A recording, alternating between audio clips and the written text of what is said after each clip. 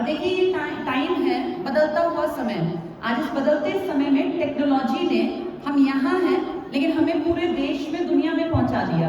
आप देखते हैं कहीं कहीं चीजें कैसे वायरल हो जाती है, जैसे एक कुछ भी बोला तो वो वायरल हो गया, तो यानी एक आदमी जहां कुछ बोल रहा है वो समाज के कोने कोने तक फैल सकता है। इसकी पॉजिटिविटी ये है कि हम बैठ के पढ़ाते हैं सिर्फ सोनीपत से, लेकिन वो क्लासेस अब पूरे हरियाणा के हर जिले के न जाने कितने गांव में बच्चे अपने घर पे हमारी क्लासेस लेने में सक्षम हो गए।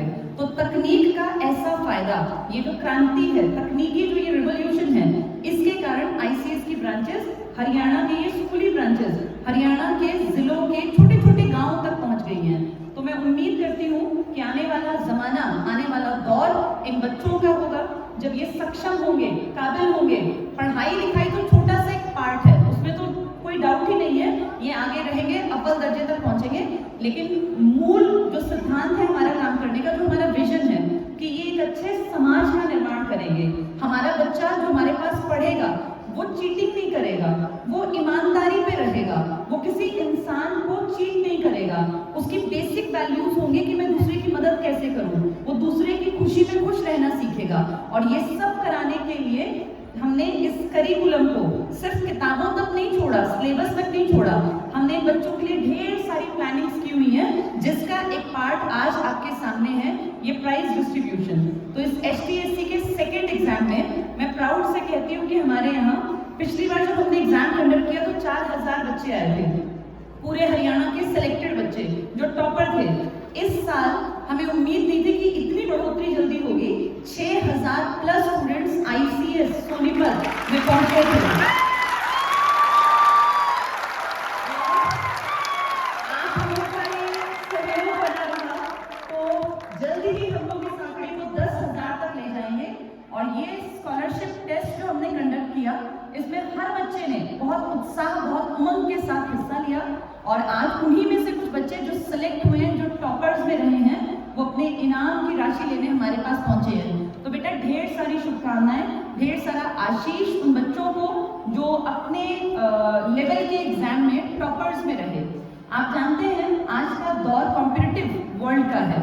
अब जब आप 12th भी कर लेते हैं तो आपको कॉम्पिटिटिव एग्जाम्स देने पड़ते हैं, चाहे वो IIT का हो, चाहे वो कोई नीट का एग्जाम हो, या आपको अगर मैं कहूँ यूनिवर्सिटी में एडमिशन लेना हो तो भी आपको पता होगा CUET, common university entrance test नाम का एक एग्जाम है, जिसमें देश की बेस्ट यूनिवर्सिटीज में जाने के लिए भी आपको एक अच्छा स्कोर लेना पड़ता है। वो सारे पेपर MCQ होते हैं, मल्टीपल चॉइस क्वेश्चंस। तो उनको भी करते टाइम ना बहुत बच्चे जो 90%, 95% 12th में लाते हैं, वो CUET में स्कोर नहीं कर पाते, कारण वो पेपर कॉम्पिटिटिव स्किल पर बेस्ड है। तो हमने इन बच्चों को एक रूबरू करा दिया कि कल को जब ये CUET में बैठे तो इन्हें वो बहुत टफ ना लगे और इन्हें वो बाएं हाथ का खेल लगे, बहुत आसान दिखे। तो CUET या इस तरह के IIT या नीट जैसे एग्जाम्स में आप परेशान ना हो, आपके ऊपर स्ट्रेस ना हो, उसको धीरे धीरे करना, आपको फेस करना आ जाएगा। इसके लिए ये HTSC का एग्जाम कंडक्ट कराया गया। तो शिक्षा की बेटा बेसिक नीड अब जो है उसके अकॉर्डिंग तुम लोगों को धीरे धीरे समझना पड़ेगा, समझना पड़ेगा। ये कॉम्पिटिटिव दौर है, थोड़ी सी मेहनत ज्यादा करनी पड़ेगी, इसमें कोई दो राय नहीं है। आज से 10 साल पहले बच्चे जागरूक नहीं थे, लेकिन आज बच्चे जागरूक हैं। पर जागरूक होने के साथ साथ ना डिस्ट्रैक्शंस भी बहुत ज्यादा हैं। तो ये आप स्टूडेंट्स को ध्यान रखना है कि आप रोज अपना 24 घंटे में से कितना समय सोशल साइट्स पर देते हैं। ऐसा तो नहीं कि आप 2-2 घंटे इंस्टाग्राम की रील्स देखते रहते हैं या यूट्यूब पे शॉर्ट्स देखते रहते हैं। देखो बेटा, मैं ये नहीं कहूँगी कि आप बिल्कुल फोन को त्याग दो, वो आज की पीढ़ी के लिए पॉसिबल नहीं है, लेकिन अपना ना एक टाइम टेबल सेट कर दो कि भाई रोज 40 मिनट या 30 मिनट हम लोग इंस्टाग्राम पे टाइम देंगे या आधा घंटा यूट्यूब देखेंगे। दिन का मैक्सिमम समय या तो अपनी पढ़ाई पर दो या फिर अपने पेरेंट्स के साथ बैठो या यार दोस्तों के साथ खेलने जाओ। जैसे लाइफ को जियो, ये लाइफ बोझ नहीं है। 24 में से 20 घंटे नहीं पढ़ना होता, 24 में से अगर आप ढंग के 6-8 घंटे पढ़ लेते हैं ना, तो भी अगर हम 8-8 घंटे के हिसाब से देखें तो 16 घंटे बच जाते हैं। उसमें से अगर हम नींद निकालते हैं तो भी हमारे पास 8-10 घंटे होते हैं। उस 8-10 घंटे में अपनी लाइफ को जीना भी है। ये लाइफ बार बार नहीं मिलती, जिस उम्र में से आप निकल गए ना वो आपकी बीत गई। तो उस लाइफ को खूब बढ़िया तरीके से जियो, खुश रहो, पॉजिटिव रहो और अपने आसपास ये देखो कि पॉजिटिव लोग हों, पॉजिटिव बातें करो, दुख भरी बातें, ईर्ष्या की बातें, जलनखोरी की बातें, बेईमानी की बातें ये नहीं करनी। हमेशा एक चीज याद रखो, रोज सुबह उठ के सोचो मुझे अच्छा इंसान बनना है, मैं आज क्या बेहतर करूं जिससे मैं एक अच्छा इंसान बन पाऊं। अपने कर्तव्य को, तुम्हारा इस टाइम कर्तव्य है बेटा खूब पढ़ना, तो पहली चीज है अपना कर्म पूरा करो, खूब पढ़ा करो, दिल लगा के पढ़ो। लेकिन उस पढ़ाई के बाद जब 8 घंटे आप पढ़ लिए, 6 घंटे आप स्कूल पढ़ लिए, 2 घंटे आपने एक्स्ट्रा पढ़ लिया सेल्फ स्टडी, फिर लाइफ को एंजॉय करो। अपनी मम्मा के साथ बैठो, अपने पापा के साथ बैठो, पूछा करो अपने पापा से कि पापा आज आपका दिन कैसा रहा, आज मम्मा आपने अपने दिन में क्या किया। जैसे बेटा मम्मा पापा जो है ना, ये भी एक टाइम तक ही हमारे साथ रह पाते हैं, उसके बाद जब आप बड़े हो जाएंगे, आप जॉब्स में चले जाएंगे, तो फिर कैसे इनके पास बैठोगे। तो डेली इनके पास बैठ के, जैसे जब तुम घर आते हो मम्मा तुमसे पूछती हैं कि भाई आज का दिन क्या रहा, मैम ने क्या पढ़ाया, आज लंच किया कि नहीं किया।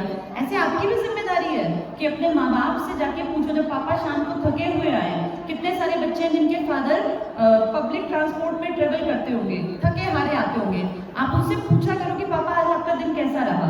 कभी कभी उनका मूड भी तुम्हें खराब दिखता होगा, तो भी बेटा ये जिम्मेदारी है बच्चों की। जैसे ही थके हुए फादर घर पे आते हैं ना, आप लोगों के लिए पैसे कमाने जाते हैं, आते ही उनको पानी दो और उनको नमस्ते करो, तो उनको बड़ा रिलीफ फील होता है। जैसे पेरेंट्स की सबसे बड़ी संपत्ति ना बेटा तुम बच्चे हो, जितने तुम बैठे हो, अपने पेरेंट्स की हमेशा रिस्पेक्ट करना और हमेशा पेरेंट्स को ये सोचना कि जब भी वो डांटे या कभी अगर कोई एक आधी बार थप्पड़ भी लगा दे तो बुरा नहीं मानना। आजकल की पीढ़ी बुरा बहुत जल्दी मान जाती है। पेरेंट्स से ज्यादा आपका भला कोई नहीं चाह सकता। पेरेंट्स और टीचर्स इनकी हमेशा रिस्पेक्ट करोगे ना तो कुछ सीख जाओगे और आगे बढ़ोगे। तो अच्छे इंसान बनना अपना टारगेट रखना बेटा, खूब पढ़ना, मेहनत करना और हमेशा पॉजिटिव रहना। यही मेरा मैसेज है सभी स्टूडेंट्स को। थैंक